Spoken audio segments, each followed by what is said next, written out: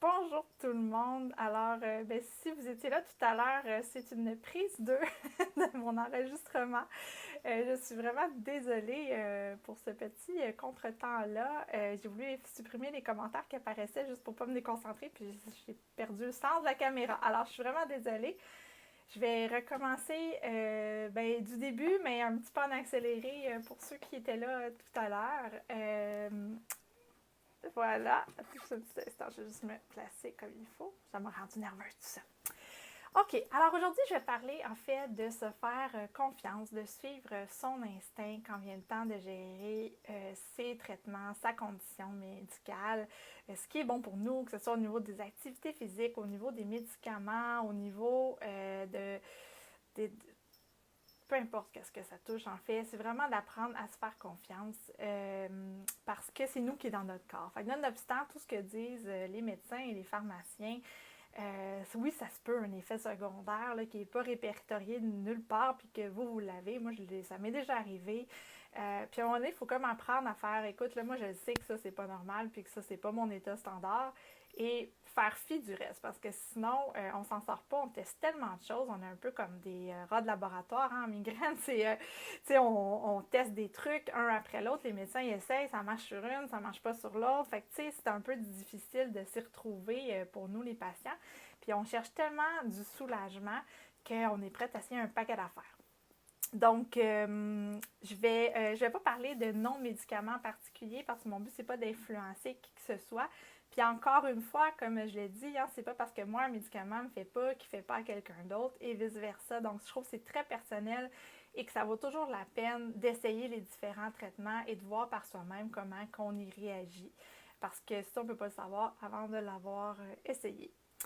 Alors, pour ce qui est vraiment des traitements médicaux, moi, j'en ai essayé vraiment beaucoup. Là. Ça fait 19 ans que je souffre de migraines. Ça fait bientôt 6 ans que je fais des migraines quotidiennes. Donc, des traitements préventifs, là, j'en ai essayé un puis un autre, surtout dans les dernières années, à la file, avec un paquet d'effets secondaires, des fois très intolérables, des fois tolérables. Puis c'est un peu dur de s'y retrouver. Euh, de façon générale, on peut se dire que ça prend un bon 3 semaines avant que les effets secondaires commencent à se stabiliser. Donc, ça vaut la peine d'essayer de persister, à moins que ça soit vraiment quelque chose de violent là, comme réaction, comme allergique. Là. Mais d'essayer de se donner un bon 3 semaines, de rester avec les effets qui peuvent être négatifs pour voir si le corps va se stabiliser et de toujours demander la dose la plus faible d'un médicament et puis dès qu'un palier, dans le fond, est stabilisé, là, on peut essayer de monter au palier suivant et non pas monter trop vite, ce qui, excusez, j'ai comme un mot un peu plate, là, mais ce qui scrape un peu le traitement parce que là, on va se décourager. Donc moi, j'y vais vraiment graduellement maintenant, puis ça fonctionne mieux de cette façon-là. Donc, se donner un 3 semaines d'adaptation, augmenter les doses graduellement, être au courant que ça se peut qu'on ait aussi ce qu'ils appellent des adverse reactions. Donc ça, c'est un médicament qui est supposé t'endormir, qui cause de l'insomnie et vice-versa. Moi, ça m'arrive très souvent. Donc ça, c'est souvent facile à régler. Le pharmacien va probablement juste suggérer un autre moment de prise de dose. Mais une fois que tout ça est passé, que les premiers 3 semaines, un mois est passé, je pense que c'est là que c'est important de voir est-ce que les effets que je ressens, je suis prête à les tolérer ou c'est trop intolérable pour moi. Il y a eu un traitement que j'ai suivi pendant plusieurs mois parce qu'il aidait quand même un peu la migraine et puis c'était la première fois que j'avais quelque chose qui semblait vouloir m'aider au niveau là, de la migraine chronique. Mais je me reconnaissais plus. Là. J'étais rendue super distante, très anxieuse, très dépressive. J'étais plus agressive. C'était plus moi. Mais je tolérais. Et puis, ma neurologue était en arrêt de travail et je voyais un autre médecin qui m'avait dit ça se peut pas que la dose tellement minime que tu prends, ça te fasse tout ce que tu décris. Fait que je dis bon, ok. Fait que j'ai quand même poursuivi un bon moment. J'ai poursuivi pendant des semaines et des mois ce traitement-là. Juste qu'au point où je me suis mis à pleurer tous les jours, à avoir des idées de plus en plus dépressives jusqu'au moment donné où j'ai eu carrément des idées suicidaires. Et là, j'ai fait là, non, là, ça, c'est pas moi, là. Tu sais, j'ai jamais même c'est pas moi, juste ça tu peux pas là. T'sais. Fait que là, j'ai dit ça suffit, je l'arrête. Et puis, quand ma neurologue est revenue de son arrêt, elle m'a expliqué, ben tu sais, ce médicament-là, elle dit quand il fait, il aide vraiment, mais quand il fait pas pantoute. Et oui, ça se pouvait qu'il te fasse tout ça. Fait que tu sais, si je m'étais écoutée, je l'aurais arrêté beaucoup plus tôt. J'aurais pas eu des mois à me remettre de cet épisode-là, d'avoir besoin d'antidépresseurs pour remonter de ce médicament-là. Mais ça l'a aussi servi d'apprentissage. Depuis ce temps-là, je me fais beaucoup plus confiance. Fait que là, même si le médecin me dit ça se fait pas X, Y, Z, je dis ben écoutez, moi, c'est ça que ça fait. Et je me respecte là-dedans parce que c'est moi qui vis avec les effets secondaires. C'est pas le médecin. T'sais. Fait qu'à un moment donné, puis il y a des façons de le dire, là. Mais là, c'est un peu raide, comment je vous le dis, mais ça ne le dit pas comme ça au médecin. Mais il y a des façons de le dire. Alors voilà. Et puis aussi, c'est important de voir qu'on a tous des tolérances et des limites différentes. T'sais, pour un effet secondaire X va être tolérable, puis pour un autre, il ne l'est pas. T'sais, par exemple, moi, il y a beaucoup de médicaments à migraine qui font prendre un peu de poids. Moi, je trouve ça très plate comme effet secondaire, mais je mesure 5 pieds 9. Je suis quand même capable de l'absorber. Mais pour d'autres, ça ne sera pas un effet qui va être toléré. Moi, je ne tolère pas tout ce qui me rend apathique là, ou que je me sens là, léthargique. Ça, pour moi, ça, c'est intolérable. Fait que je crois qu'il faut s'écouter là-dedans. On sait qu'est-ce qu'on est capable de vivre, ce qu'on n'est pas capable de vivre, ce qu'on n'a pas le goût de vivre non plus. Et puis, il y a tellement de formules maintenant que ça vaut la peine de juste essayer quelque chose de différent quand quelque chose ne fonctionne pas. Puis c'est important aussi de parler des effets secondaires aux médecins quand c'est des effets secondaires qui sont comme bizarres. Tu sais, j'en ai un autre traitement que j'ai pris pendant 18 mois et j'avais des hallucinations la nuit, mais je sais pas, j'avais pas trouvé pertinent d'en parler à mon médecin. J'étais comme, ben écoute, il lui donne des hallucinations. Tu sais, j'avais vu tellement d'affaires que j'étais comme, OK.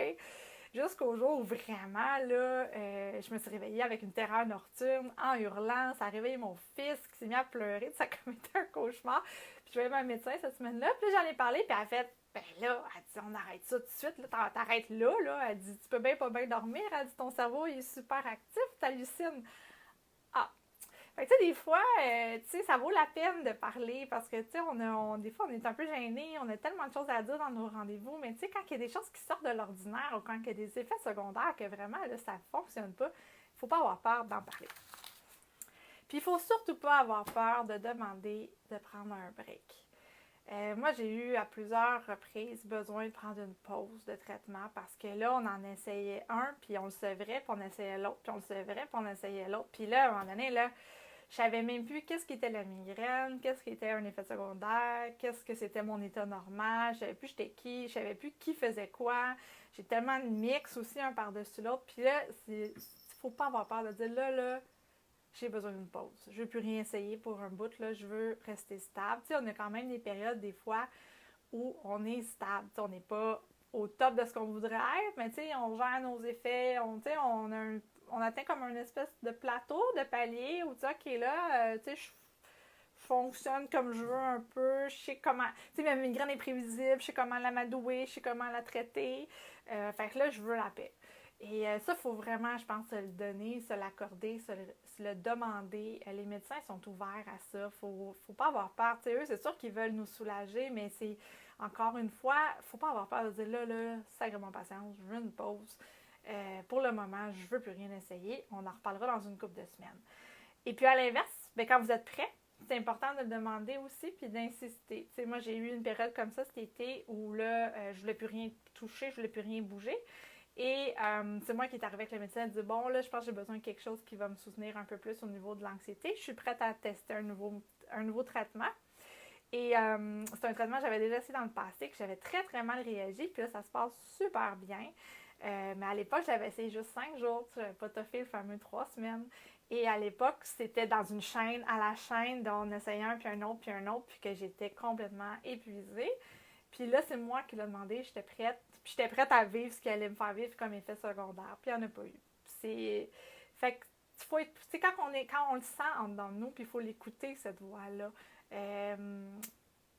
Des fois, elle est un peu perdue en dessous de tout le reste, mais elle est là. Il faut écouter aussi des intuitions fortes qu'on ressent, qui soient négatives ou qui soient positives, puis qui c'est pas nécessairement par rapport aux médicaments, mais tu sais, On cherche tellement de soulagement, on lit un paquet d'affaires, que ce soit sur des piercings, que ce soit sur des régimes alimentaires, que ce soit plein d'affaires, là, je sais plus trop quelle activité, on lit du sel dans du citron, puis le jour de pleine lune, en tout cas. Mais tu sais, si ça, pour vous, c'est répulsif, allez-y pas, faites-le pas. T'sais. Moi, tout ce qui est régime alimentaire, je me suis beaucoup intéressée à ça, mais en dedans de moi, là, ça fait... Non, il n'y en a pas question. C'est pas vrai qu'il va falloir qu'en plus de tout ce que j'ai perdu, puis tous les deuils qu'il a fallu que je fasse, je vais me priver de la chose que j'aime le plus au monde, qui est manger. Fait que ça, pour moi, c'est clair. Je dis pas que je le ferai pas jamais, mais pour le moment, je suis prête à essayer bien d'autres affaires avant de passer par cette étape-là, parce que je ne sens pas que je serais capable de passer au travers. Puis ça, je l'écoute maintenant.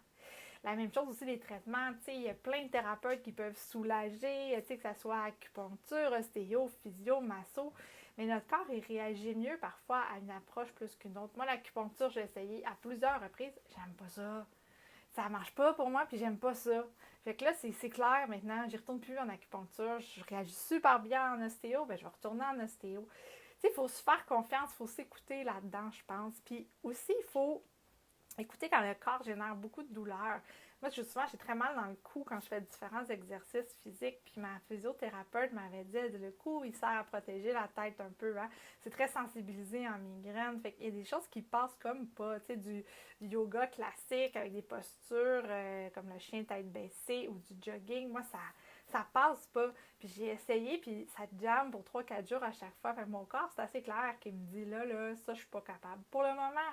Puis c'est bon de retester ces limites-là, mais c'est bon de l'écouter aussi. Puis maintenant, quand je pense avec le recul, je me rends compte que, tu sais, à ce moment-là, je voulais pas tant faire du jogging parce que je voulais en dedans de moi faire du jogging. Je voulais la liberté. Pour moi, le jogging, c'était un symbole de liberté que j'avais pas. Mais mon corps, il était pas prêt à me donner ça. Mais par contre, mon corps, il était prêt à me donner d'autres choses.